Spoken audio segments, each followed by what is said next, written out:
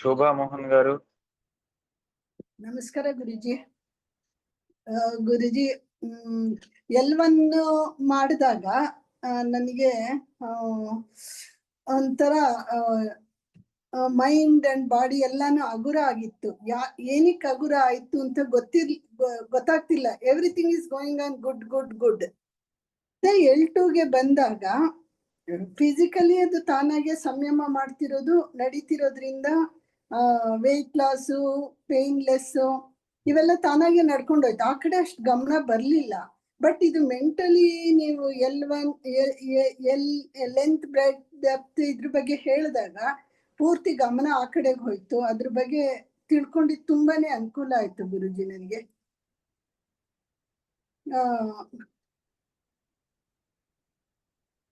ನಾನು ಮಾಡೋ ಕೆಲ್ಸಗಳೆಲ್ಲವೂ ನಡೀತಿರೋದು, ಕೆಲವು ಸರಿ ಕನ್ಫ್ಯೂಷನ್ ಆಗೋದು, ಮುಂದೆ ಮಾಡೋದು ಬೇಡವೋ ಅನ್ನೋದು, ಈ ತರ ಒಂದು ಭಯ ಇದು ಎಲ್ಲ ಇತ್ತು.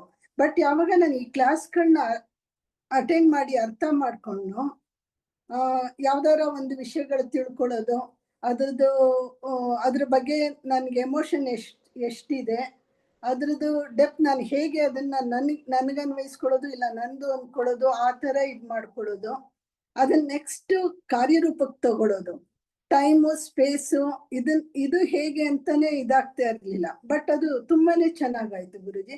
ಮತ್ ಚೈತನ್ಯ ಅನ್ನೋದಕ್ಕೂ ಒಂದು ನನಗೆ ಅರ್ಥ ಸಿಕ್ತು. ಸುಮ್ನೆ ಅದು ಒಂದು ಕಡೆ ಬಿದ್ದಿರೋ ಕಲ್ಲಲ್ಲ, ಇಟ್ ಮೂವ್ ಆಗ್ತಾ ಇದ್ರೆ ಅದಕ್ಕೆ ಜೀವ ಇರುತ್ತೆ.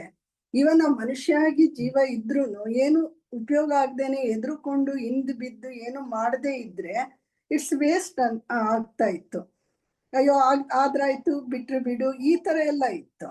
ಬಟ್ ಇದಲ್ಲ, ನನ್ ರಿಸಲ್ಟ್ ಬೇಕು, ನಾನ್ ಮುಂದೆ ಹೋಗ್ಬೇಕು ಅನ್ನೋ ಇದು ಸಿಕ್ತು ಗುರುಜಿ ಇದ್ರಲ್ಲಿ. ಮುಂಚೆ ವಿಷ್ಣು ಮಹೇಶ್ವರ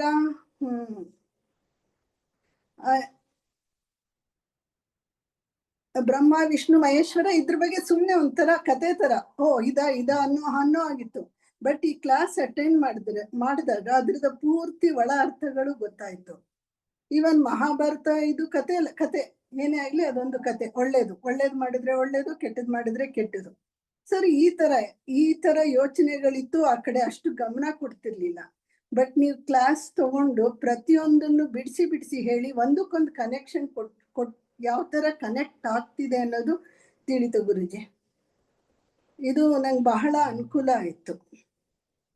ಯಾವ ಕೆಲ್ಸನಾದ್ರೂ ಮಾಡ್ಬೋದು, ಅಯ್ಯೋ ಅದಕ್ಕೆ ಬೇಕಾದಷ್ಟು ವೇಗಳಿಸಿದೆ, ಅದನ್ನ ನಾವು ಕಂಡಿಡ್ಕೋಬೇಕು.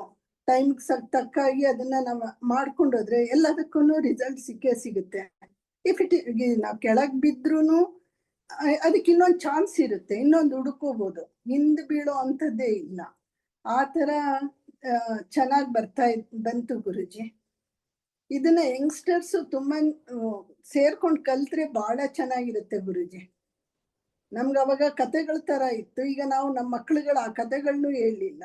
ಸೊ ಅವ್ರಿಗೆ ಮಹಾಭಾರತ ಎಷ್ಟು ಬೇಕೋ ಅಷ್ಟೇ ಗೊತ್ತು, ಅದ್ರ ಒಳ ಅರ್ಥಗಳು ಗೊತ್ತಿಲ್ಲ.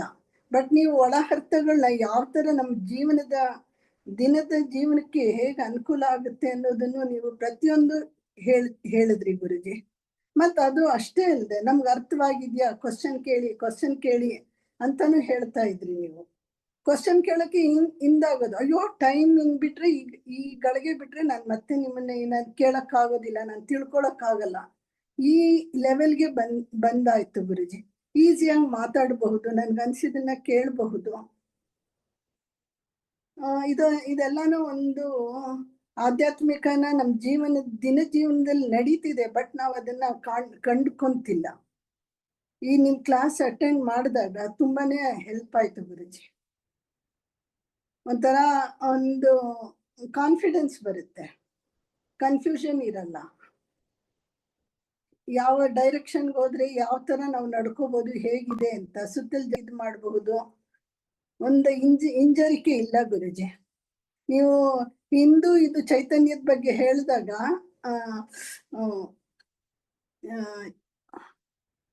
ಹಿಂದ್ ಬೀಳ್ಬಾರ್ದು, ನಮ್ಮನ್ನೇ ನಾವು ಕಡಿಮೆ ಮಾಡ್ಕೋಬಾರ್ದು ಅಂತ ನೀವು ಸ್ಟಾರ್ಟಿಂಗ್ ಅಲ್ಲಿ 2 ವರ್ಡ್ ಹೇಳ್ತೀರಾ ಗುರುಜಿ. ಅದು ಬಹಳ ಅನುಕೂಲ ಆಯ್ತು ಇದು ತಿಳ್ಕೊಳ್ಳೋದಿಕ್ಕೆ. ತುಂಬಾನೇ ಚೆನ್ನಾಗಿದೆ ಗುರುಜಿ ಕ್ಲಾಸ್. ಇದು ತಿಳ್ಕೊಳ್ಳೋದು ಬಹಳ ಇದೆ, ಇಷ್ಟಕ್ಕೆ ಆದ್ರೆ ಆಗೋದಿಲ್ಲ. ನಾವು ಅದನ್ನ ತಿಳ್ಕೊಂಡು ಅಳವಡಿಸ್ಕೊಂಡು ಹೋಗ್ತಿದ್ರೆ ತುಂಬಾ ಚೆನ್ನಾಗಿರುತ್ತೆ ಗುರುಜಿ. ಥ್ಯಾಂಕ್ ಯು ಗುರುಜಿ, ತುಂಬಾನೇ ಅನುಕೂಲ ಆಯ್ತು ಗುರುಜಿ ಇದು. Right. Guruji, thank you very much. Right. Guruji.